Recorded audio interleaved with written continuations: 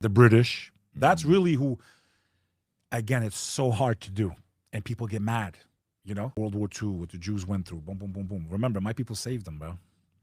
I was very proud of that. Everyone wants us dead. Look at what's happened to us. Ba, ba, ba, ba, ba. Of course they're going to get radicalized. They had just experienced crazy trauma, put in concentration camps, whatever happened, right? Of course, you're going to feel like everyone's out to get me. Everybody wants me gone. But who they're targeting their hatred towards, bro, is not justified. Yeah. You're literally killing the people that saved you. You're literally killing the people that have saved you throughout history. This is a fact. Yeah. You know, before World War II, like people would say, go get the Germans, bro. You know, they almost took Albania instead. They were going to go for Albania instead of Gaza. Did you know that? I didn't know that. No, we were on the list of where they would resettle after World War II because of how good we treated them. We were actually on the list. We would have been the Palestinians. I don't know how many Albanians know that. And another thing I found out that broke my heart, they just did a weapons deal, $1.6 billion with Serbia, people that wiped out my people. Yeah. Now imagine, we saved them, and they just did a $1.6 billion deal with Serbia. Cool. But how do you have weapons to sell anyway? Why are we giving, if you have weapons to sell. Weapons and they're selling it makes no sense. So it just, how does that make sense? It doesn't make any sense. And you also see how they were trying to negotiate the peace in Qatar, and they bombed the peacemakers. Yeah, they're Hamas, but these are the guys literally trying to negotiate a peace deal. And that's who they bombed. I just, you know, my thing is, I see the way this thing's going. I think the whole world's about to go to war, brother. That's what we're trying to stop. Yeah, I'm not here going, just you, just this. I try to put myself in everyone's shoes. And what am I seeing? Fire everywhere. And the circle for people that are trying to build these bridges between communities. Dave Smith, this one, that one. People that are trying to say, yo, it doesn't have to be like this. What the fuck are we doing? Because ask anyone that's been through war. A lot of you haven't lost 30 people in your family. A lot of you didn't walk out of the World Trade Center like I did. You never want to feel what that feels like. A lot of you never got a phone call, find out your uncle and your cousins are dead. It's easy to be like, yeah, until it comes. Until you're in the middle of a war, it's hell on earth. Because you've seen how things can slip into a war. So a lot of people don't realize things can, they think, oh, America is Nobody fine, wins. Things can slip into a war like this. We don't win. No. Even the guy that pulls the trigger. Yeah, you survived, you're alive, but he will live with that the rest of his life. Yeah, the guy that killed Charlie Kirk, he'll probably spend the rest of his life in prison. I imagine they'll catch him, I would hope. I bet you they don't catch shit. I bet you. Or they have a patsy. It's just, it doesn't make any sense, man. But no, there's evil people trying to push us to the brink of war. 100%. That's what we need to realize. You know why? Because too many people are waking up. It's like the scene in The Matrix where Neo's going, too many are, oh shit, everyone's starting to point it out, this and that, and who controls this, and oh, everyone's waking up. There's only one way to cover your tracks. Chaos. Set it all on fire. Drop a fucking nuke. That's the point we're at right now. And no, so many people, they generally want World War II, just like, or World War III, I mean.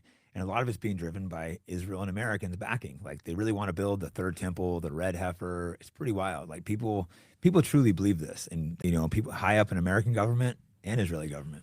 It's a little terrifying. I believe there's extremists in every faith. Yeah. I believe that there's definitely, like I said, there's extremists in every religion. I agree. You can't force the hand of God. You can't speed up any of this stuff. They're trying I don't care what religion you are. They're trying to force the Armageddon. Yeah, you can't. Like, yeah, I'm going to get raptured because if I support this, it's going to happen. Like, there's, like I said, different sects, different religions, extremists in all groups. Some have been radicalized because they're radical to begin with. Some became byproducts of all these unjust policies all over the world. I don't justify any extremism ever. I'm trying to avoid war. I'm trying to keep our country together. I'm trying to tell Jews, Muslims, Christians, we're not enemies. We need to operate black, white. There was a big push of that recently, which some of these conversations need to be had. You know, I think, and they're very difficult conversations. So they're difficult conversations. I think the media has overpushed the white being bad, the blacks being good, and they've completely pushed a false narrative. And you have white people angry, you know, rightfully so. But it's also, you need to be careful not to push it to a point of like hatred and a civil war. Am I not right? I'm starting to see like white lives matter as becoming like a hashtag. Is that correct? I think so. Okay, so now you're having a pendulum go the other way. So what I'm saying is like both sides now galvanized, primed and ready. Both sides are tired of it. Match. Now when we're killing each other in the streets, God forbid in America, if it erupts into full fucking chaos here, we don't got time to think about a lot of things anymore.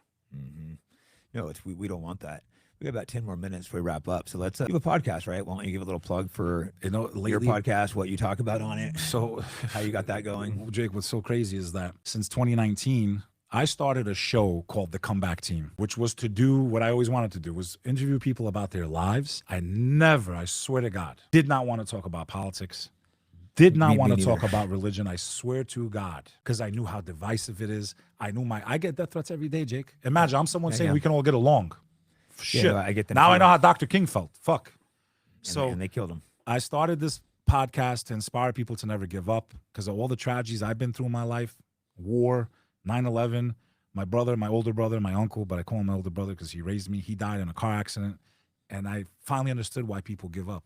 You know, losing someone like him. Like, imagine, I've been through war, I've been through 9/11, but when I lost him, it was like all of that times a million because that's how important he was to me in my life. Devastating losing someone close. And it was the first time I felt like I wanted to give up. If I didn't have faith, I would have died. I wouldn't be here. You know, it was faith that got me through. It was thinking of people like Abraham and Moses and Joseph was one of my favorite people in the Bible and the Quran. I love Joseph. The story of Joseph is one of my most favorite stories. And I believe it was real, not just a story. And, you know, thinking about his life and sold into slavery by his own brother. What else you want to know? Your own brothers threw you down a well. You got sold into slavery. Then you're accused of a crime against your master's wife. Then you're thrown into a prison with the lowest of the low, never did a thing wrong in his life.